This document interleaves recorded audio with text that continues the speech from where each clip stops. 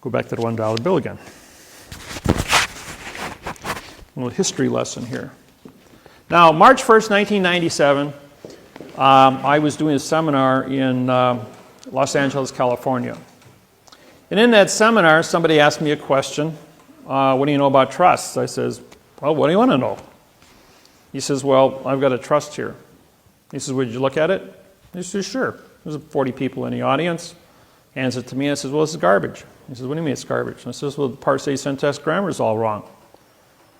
So I went ahead and I took just the first paragraph and I syntaxed it, put it up on the board, told them what it meant. Then I wrote it in the correct language. 2 IRS agents were in the front row. Jumped up and realized that I just broke $40 trillion worth of trust held in the United States. That's 25 million trusts. As they hit the door, trying to get out the door at the same time to get to the payphones, because back then we only had payphones, they locked their shoulders in the door jamb, and it looked like the Keystone cops trying to get out of a phone booth. Well, everybody had a really good laugh as these 2 clowns were trying to get through the door, but what they were doing is trying to get to the phone first. And in the next 5 days, they harvested $100 billion in trusts across the United States under false and misleading statements under parsing syntax grammar. I broke the world of trust. Well, what they did is when they took those $100 billion, they sold that money on Wall Street. The second week, they took another $100 billion and sold it. Third week, they took another $100 billion and sold it. March 1st, 1997, the United States stock market stood at 6,000. On March 21st, it was at 5,300. Dropped 10%, 600 points. So I called up the Postmaster General of the United States and I said, why are you guys selling your money? Why don't you buy .com stock with it? As the electronics is going to be the new phase of planet Earth for communications. The fourth week when they took $100 billion, they also went ahead and they took the other $300 billion they just stole out of the trust industry and they bought stock with it, causing the stock market to jump 700 points in the fourth week. And they continued to harvest the trust industry, which was money that was not in circulation. And the stock market went from 5,300 to 14,200, all the way up to 9/11. And then 9/11 brought everything back down to 6,000 again because of the new terrorist bill and all that stuff. We'll get into that later. But going back to Bill Clinton, he says, how am I going to go in front of Congress here in 2 weeks? I says, well, you're going to hold up a $1 bill. Walk into Congress, say, ladies and gentlemen, before we get started today, I'm going to tell you the truth. He says, but you won't be able to handle the truth. Phrasing Jack Nicholson. He says, you know, we're going to take you back to when you're 10 years old, 5th grade English. He says, first off, we have a line that goes around the money here. March 1st, 1997, I sued the United States Treasury under maritime law boxing. And that's why all your money today doesn't have any boxes on it. If you've see the 10, it's got a circle around the 10. And the 20 has a circle around the 10. So does the 50s and 100s and the 5s. They're all the same. No more boxes except for the $1 bill. That's because there's so much Masonic information on the back. The pyramid has 72 stones on it. That's for 72, the rule 72 of banking. You take the interest first and you walk down to the principal. The all-seeing eye is Masonic. The capstone has never been completed because the process of discovery is always in motion. But going back to the beginning, it says the United States of America. Now, we all studied that prepositions were of, and the article was the. When you separate the prepositions, they all become adverbs. That means you have 68 prepositions and 38 articles. Together, you have 100 adverbs.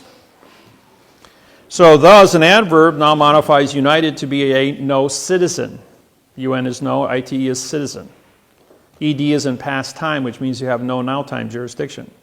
It's also an adjective because whenever you put two nouns together called the United States because it's a title of a country, United becomes a fact and States becomes a fact. But when you put a fact in front of a fact, the first fact becomes an adjective, which now turns the second fact, and an adjective is coloring or modification, which now changes the fact into a pronoun. P-R-O means no, N-O means no, and U-N means no.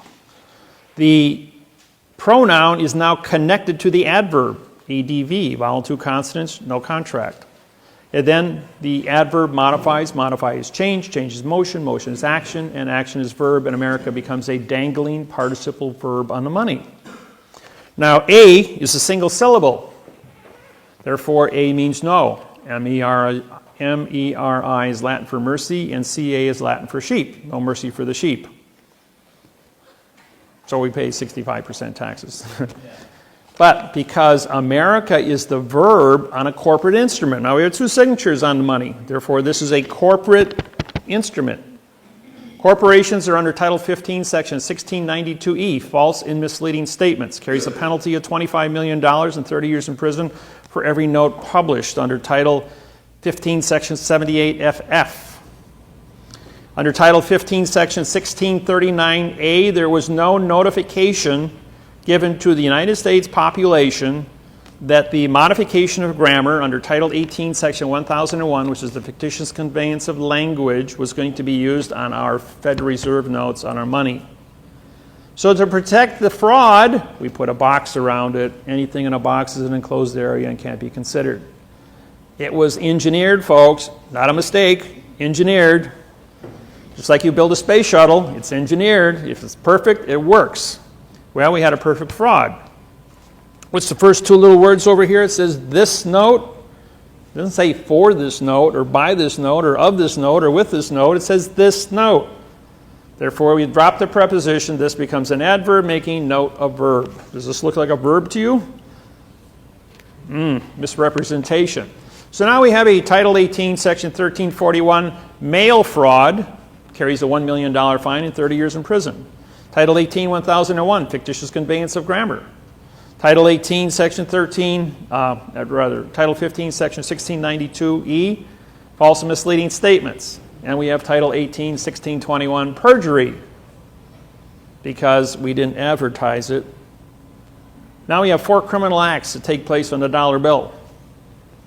Bill Clinton then says to Congress, you know, in 2 weeks I've got to address the union and do my union address. I have to tell the world that America's a verb on the money, and then articulate the criminal activities that's taking place here and disqualify all U.S. currency that 150 countries worldwide depend on for commerce, food, and energy.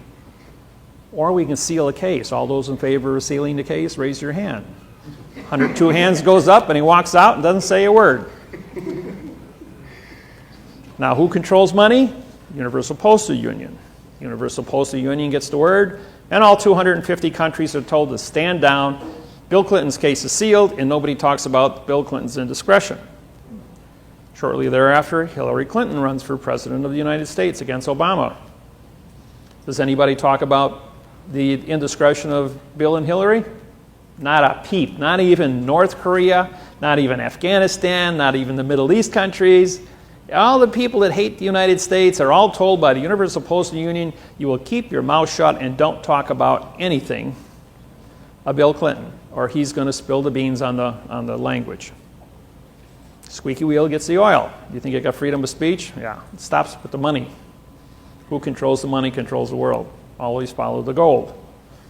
So therefore, Hillary doesn't make it. Obama's elected as the 47th consecutive left-handed president.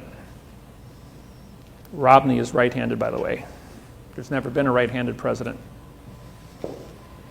What does that tell you? Who's going to win the election? Obama, yes. Or me. I have 5 billion people on my website. I have the 58% of the world's population studying parsing syntax grammar. I could very easily be as a written-in candidate come November 5th, 6th. Yeah, November 6th, that's right. Tuesday. Just like Lewinsky did in Poland. Stood up, people found him to be an honest person, and he got 92% of the write-in vote. Became the best president Poland ever had for 10 years until he took a bribe and got thrown in jail. True story. So the money is a key here. Always follow the money. Now, you came here, most of you, or some of you, are involved with mortgages. The mortgage that you are in possession of was written entirely in adverb, verb, adverb, adjective, pronoun, and pronoun, adverb, verb. The mortgage has 6,000 mistakes on it. It is a perfect document that has absolutely 0 facts on it, and it was not signed by your bank. No mortgage in the United States of 64 million mortgages was ever signed by the bank since 1934. Stalin captured Russia, nationalized it in 1917. He went to Rothschild and said to Rothschild, I need money to fight the Bolshevik Revolution. Rothschild says, you can have all the money you want. Remove the article from your speech in Russian. And Stalin killed 80 million Russians who refused to use adverb-verb grammar. That was the secret. Because there was no TV or radio back then, it was very easy to genocide a population and without having anybody know it.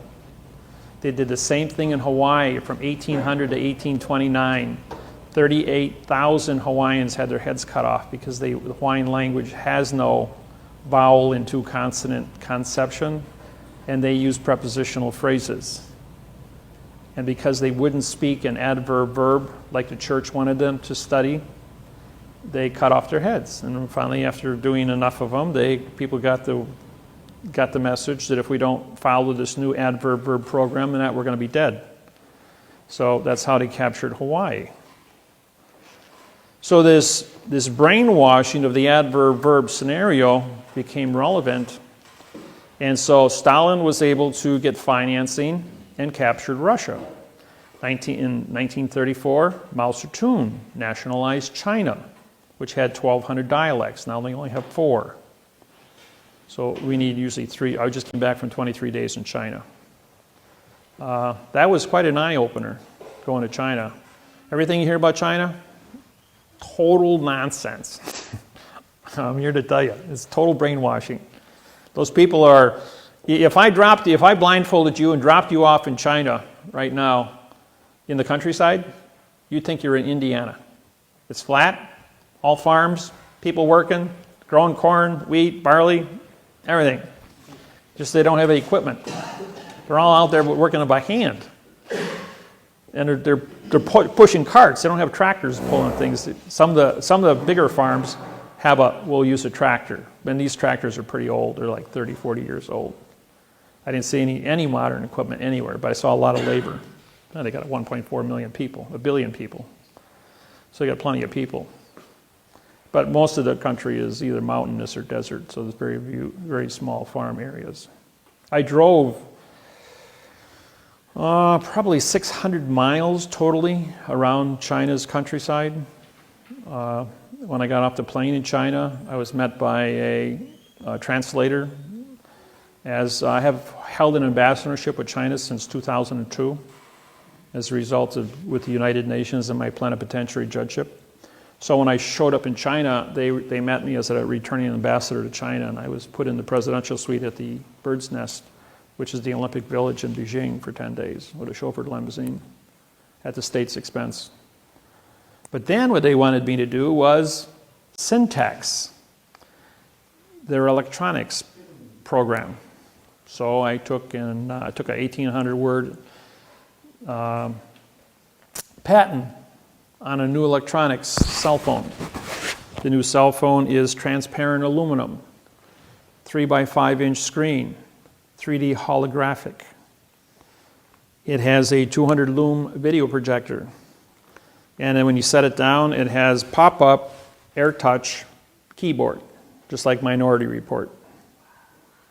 Really state-of-the-art stuff. And it's not a 4 gigabyte, it's 1 terabyte. We're talking 128 gigs on a 20 nano chip to a terabyte for efficiency, memory. The 200 lume is in high resolution Blu-ray, and it puts out a 4-foot screen. Set it down next to your computer, it talks to your computer, transfers all the information from your computer into the cell phone and puts it up on a 4-foot screen. It also has a 2-inch by 2-inch transducer. It's called a subspace transducer. It's a microphone, it's a speaker, and it's also an antenna. Has a 38-mile range, can operate 100 feet underground, underwater, can read minerals up to 100 feet underground because it works in subspace. Now think of the hydrogen atom. You have an electron and you have a proton. This goes into space between the electron and the proton. As you know, all objects that we touch are held together by atoms. Atoms run on electromagnetics. But this operates in the space between the atoms and the electrons in subspace. Therefore, it can transmit 38 miles between towers and also operates underground. So this is the next stealth technology. That doesn't exist anymore with this new technology. The military's had this for 12 years and has been declassified because all the other militaries in the world now have it, so they're going to make it available to the public. So this is going to be the new cell phones coming out. Even though your Galaxy 3 might be pretty special at the cell phone store, this next generation cell phone is going to be something else. It's going to be Star Trek material. And, well, you've got a really good patent here, right? Written in adverb verb. And I was at this meeting with 5 electronics firms that the Chinese government invited me to be there. We had the guy that developed the subspace technology back in 2000, Michael, and Joseph was a Nikola Tesla electronics genius. He built 4 of these Nikola Tesla coils. So bring these 2 guys together, and they got this great electronics patent. But what's an object, just like this pen, what's an object worth if you don't have a patent for it that's written in quantum language? They can be protected worldwide. So they brought me in because I'm the only guy on the planet that writes quantum. So we went ahead and we showed it. We brought in 2 university professors from Beijing and 1 from Hong Kong on grammar. And they looked at it and said the patents couldn't be rewritten in less than 4 months. I says, well, give me your patents and I'll bring it back tomorrow morning and we'll all get together. So I rewrote it overnight. It took me 8 hours to write 1,860 words in quantum and restructure it. So every sentence was certified mathematically frontwards and backwards. So when we went ahead and we brought this patent back the next morning, we had 2 3-star generals, 1 2-star general was flown in. We had 5 electronics firms, 3 translators, and the 5 presidents from the electronics companies. And they said, and there was 1 nuclear physicist from Beijing also, as I've got a 4-year background in nuclear physics, because I was with the Polaris submarine program for nuclear degeneration of steel when exposed to plutonium for reactors. I did the work on that. They came back and said it would take 4 months to do a translation. I did it in 8 hours. Then they said, can you write it in Chinese? I says, well, I don't speak Chinese, which is, as you know, symbols compared to our alphabet. I don't speak it, read it, or understand it, or write it. So I got on Google Translator, and word by word, it took me 1 hour to do 1,860 words. And I rewrote it in quantum Chinese, frontwards and backwards. Then he asked me, could you, because I reprogrammed my computer immediately as I worked the math interface on this, I then had interfaced the math program in 150 other languages. And my website is also written in 150 different languages. So it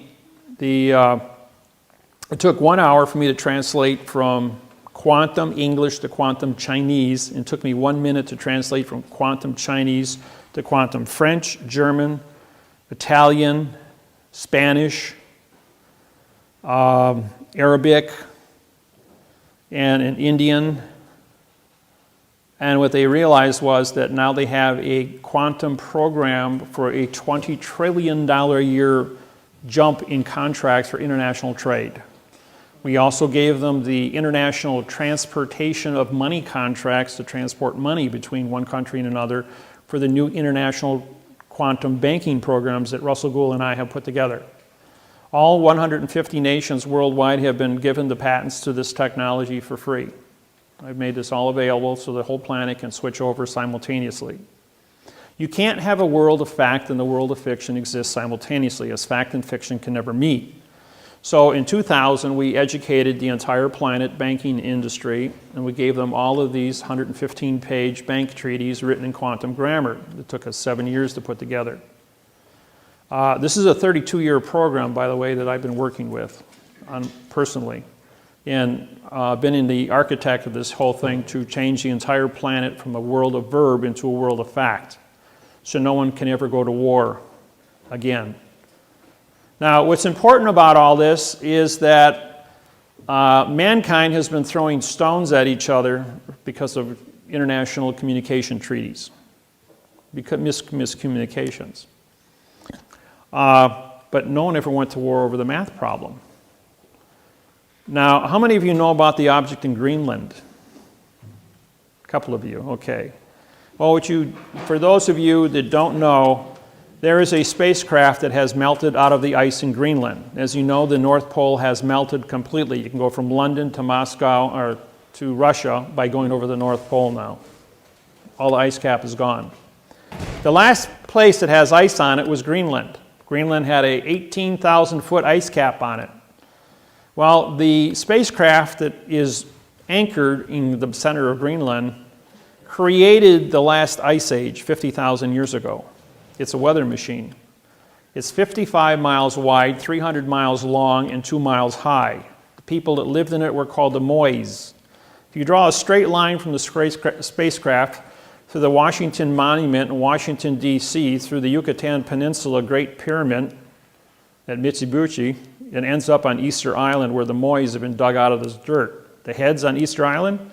Well, 2 years ago, they finally went ahead and they excavated, and they're all 65 to 85 foot people, full body carvings. And these were the people that lived in the spacecraft that was uncovered that's melting out of the ice in Greenland. So when you think we've been alone, these people have been up there for 50,000 years. The spacecraft is still active after 50,000 years. It has a 200-mile dampening field where no electrons can flow into it. In 1947, a B-52 bomber flew into that pattern, into the dampening field, when trying to fly between Maine and London. As a result of that, they lost power and crashed in Greenland. As they sent in rescue B-52 bombers to rescue them, they hit that same dampening field, but they veered off. They just ricocheted off of it. And by testing, trying to get to these guys, they were able to bring a circumference and find out that there was an object 200 miles to the center of this field. On the southwest corner of Greenland, there is a small community. It's the only community on the island of Greenland.